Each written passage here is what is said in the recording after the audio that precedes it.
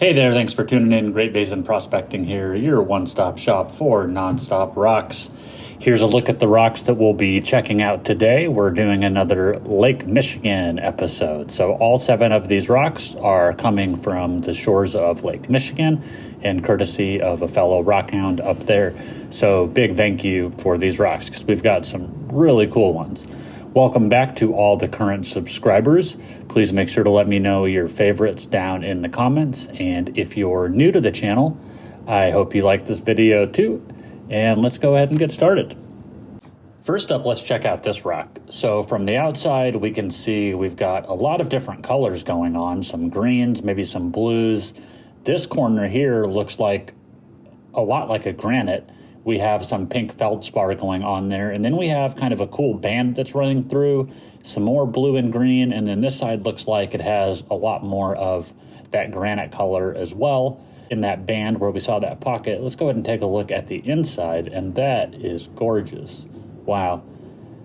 So now that's focused, you can see just really beautiful. We've got the greens and blues that are just kind of running chaotically through the granite and the pink feldspar there.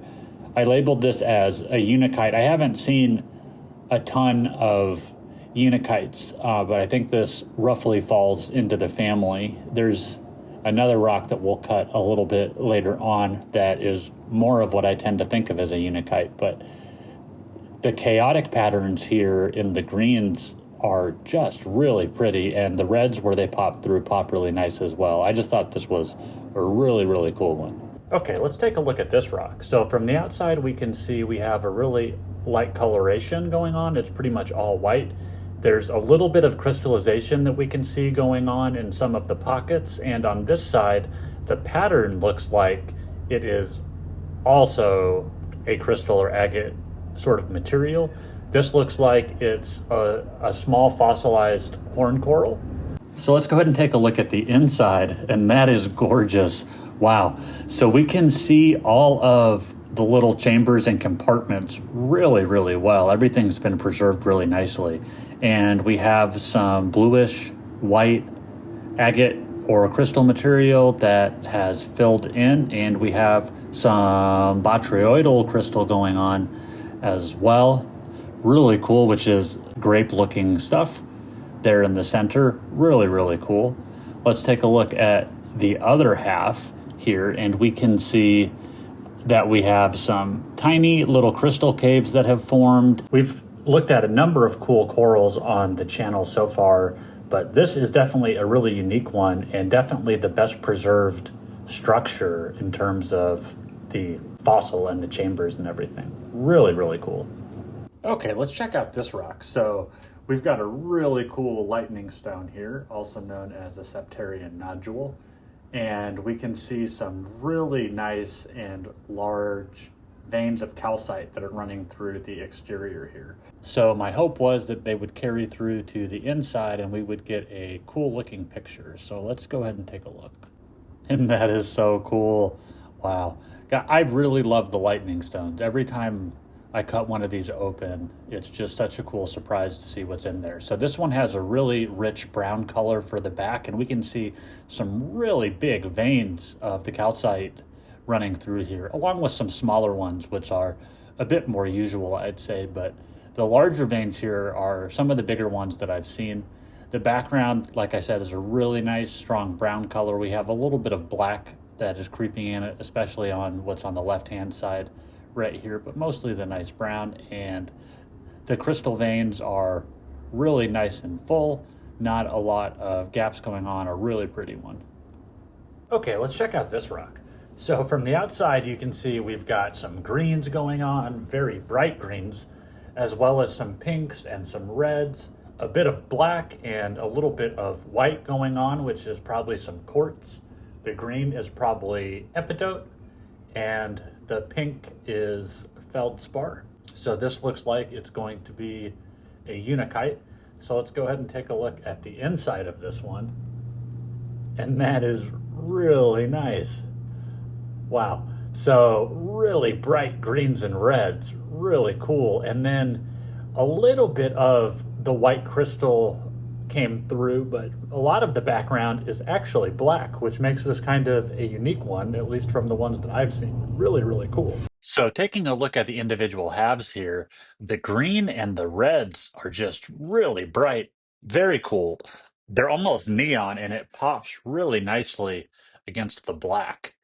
Both halves, as you can see, are just really pretty. There's a little bit more of the clear or the quartz towards the right-hand side we can see mixed in with the red, but just a really nice one. Okay, let's check out this rock. So from the outside, we've got some interesting stuff going on. Obviously, the rock is a crystal. It's completely translucent, which I didn't put a flashlight on it for the video, but I did in real life. And we can see on the back here, there's some stripes or almost some banding that's going on. And we have an orangish color that is there around some of the veins and some of the cracks. So maybe some iron staining that's gotten in over time. And on the inside, that's actually much cooler than I thought it was going to be just from the outside. So I believe this is a banded quartzite. What's cool about this is those bands that are running through it, and there's actually what looks like little dots that are in between the bands as well. See if this focuses a little bit here, but really pretty. At first I wondered if this might be something else like a fossil of some sort, but it doesn't really match any of the coral fossils that I'm aware of. Okay, let's check out this rock. So this one was a little bit bigger than some of the other ones that we've looked at so far today. And as you can see from the outside, it has what looks like almost a green webbing going on, as well as then a darker green or maybe blue type of material that's going on the other part.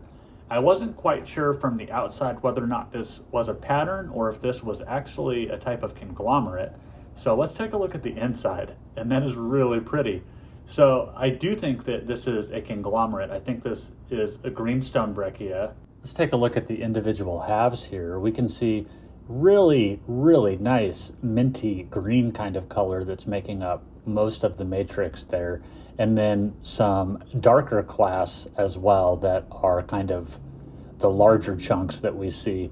But we can see even within those that the veins have been penetrated and the voids have been filled in with the minty green material as well. A really, really cool and pretty one.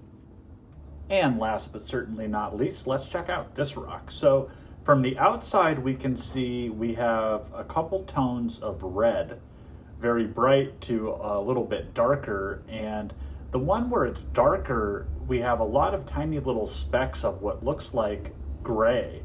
And I think from what happened to my saw blade while I cut this, that the gray is iron. This one was definitely a hard rock to cut through. So let's go ahead and take a look at the inside, and that is really cool.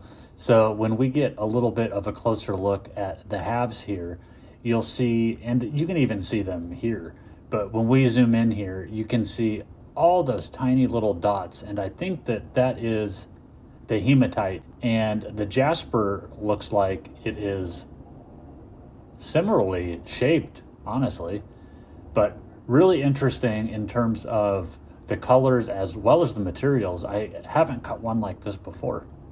All right, that's it for this week. Thanks so much for tuning in. Make sure to let me know your favorites and what you thought down in the comments, and give the video a like. Thanks again to all the current subscribers, and if you're not subscribed to the channel and you've made it this far, please subscribe, and I will see you all next time.